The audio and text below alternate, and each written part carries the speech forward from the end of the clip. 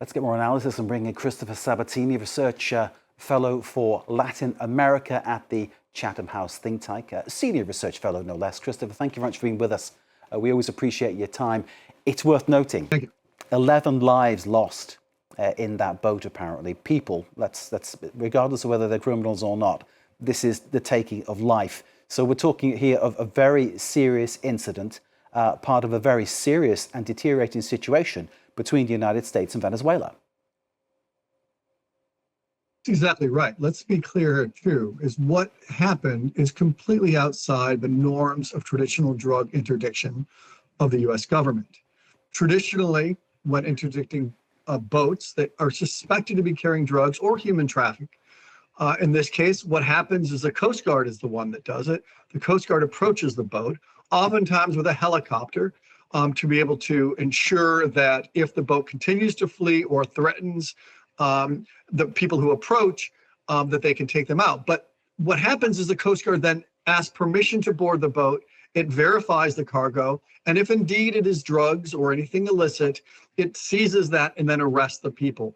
We don't know exactly who was on this boat, what it was doing. We can speculate that maybe it was just a fishing boat. We don't know. 11 people on a fast boat. It's not that large a boat. Even if it was carrying drugs, it probably wasn't carrying that many. So this is a very complicated mission and a very potentially dangerous and, as you mentioned, inhumane way to carry out drug interdiction. Donald Trump, just speaking, was talking about a massive amount of drugs being on board that vessel. It is clear, Christopher, as you point out on those images, that it is not such a big boat to have had that significant amount of drugs on board. Nonetheless, if a crime is being committed, it has to be stopped in some way, shape or form.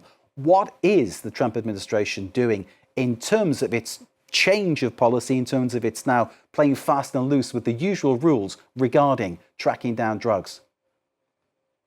Well, there's several things here. First of all, obviously, the Trump administration really ramped up the rhetoric against Venezuela and the Trinidad, which during the campaign, Trump had claimed that Trinidad had seized incorrectly a village, a town in Colorado, Aurora, and then claimed that it was in collaboration with the Venezuelan government.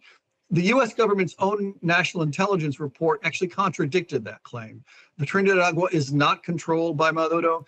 It may allow them to operate, but it is not a Venezuelan government operation. What is at work here really is a follow-through on Trump administration's ongoing battle with attempting to change regimes in Venezuela. This was attempted in 2019 when the Trump administration with the opposition created a shadow government under Juan Guaido and imposed maximum pressure sanctions. Those failed. Now they're taking to the next step because let's be frank, there is no reason to send 8 ships, 4,500 personnel, including 2,200 Marines, to the coast of Venezuela just to take out tiny little boats of unknown provenance. It's simply a ridiculous reaction to what is going on. What the Trump administration is trying to do here is to scare Maduro and scare his inner circle into somehow defecting and creating the pathway for regime change. Nicolas Maduro, just to remind people, in a sense, the man who was given the nod by Hugo Chavez before he actually died that he would assume power. Maduro, a former bus driver, I understand, someone who in the typical picture of things might not seem destined for high office, but nonetheless, there he is.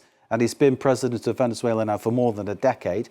He gets criticized, of course, for what he does, and obviously referred to as a pariah by some parts of the world agenda. Others perhaps have a more sympathetic view. In your analysis, Christopher, with your look, which is particularly precise and cutting straight through all the kind of noise that goes around this story, what is he doing for Venezuela? Is he part of the problem?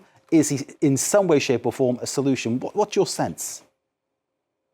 Nicolas Maduro is basically the block. There was a hope under the Biden administration that last year on July 28th, 2024, after the Biden administration had lifted some sanctions and basically negotiated and encouraged the Venezuelan government to meet its constitutional obligations of holding a presidential election after banning a number of opposition candidates. One opposition candidate was allowed to run as a stand-in, Edmundo Gonzalez, but the election was clearly stolen.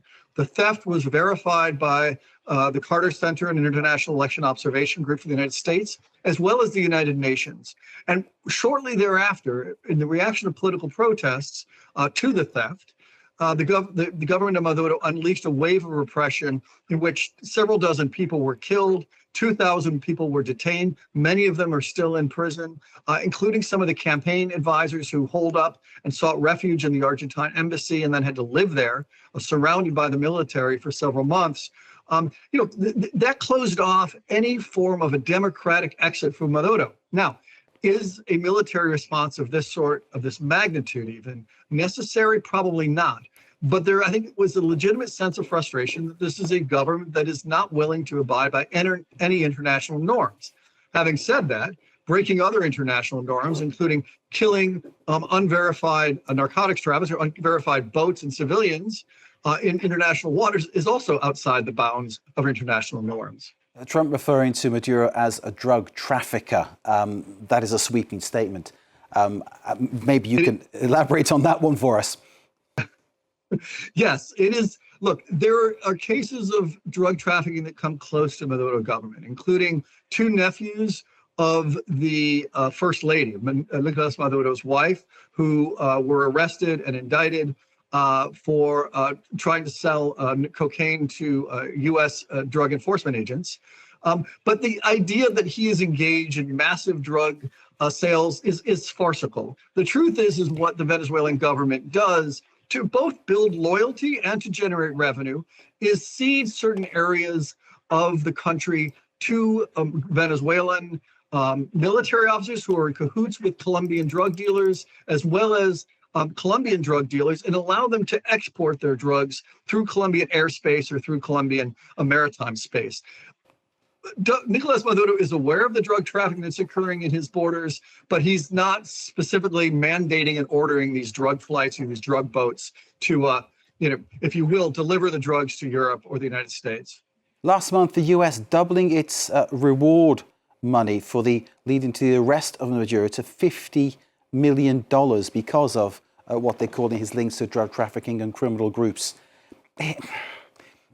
This doesn't seem helpful in any way in terms of trying to establish any kind of diplomatic link. However, from what you've said, Christopher, I think trying to establish such a link with Venezuela under Maduro, nigh on impossible.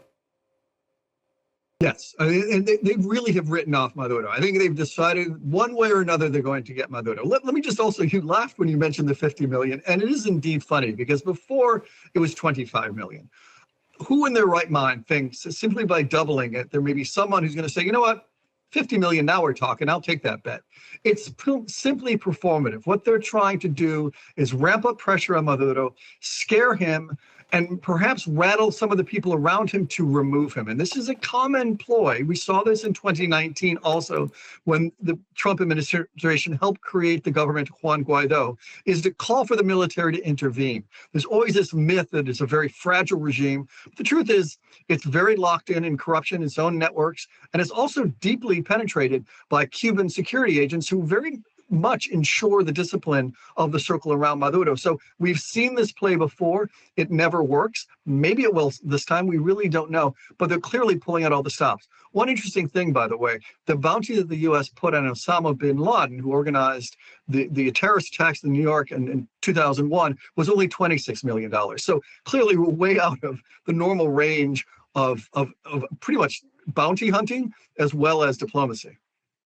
Hunting, and as you say, those troops moved closer to Venezuela, so clearly the situation is quite delicate, to say the very least. As always, Christopher, thank you very much indeed for joining us. Christopher Sabatini from Chatham House, where he is the senior fellow there in the Latin America Studies. Thank you very much indeed for bringing your analysis into the forum. We really appreciate it. Thank you.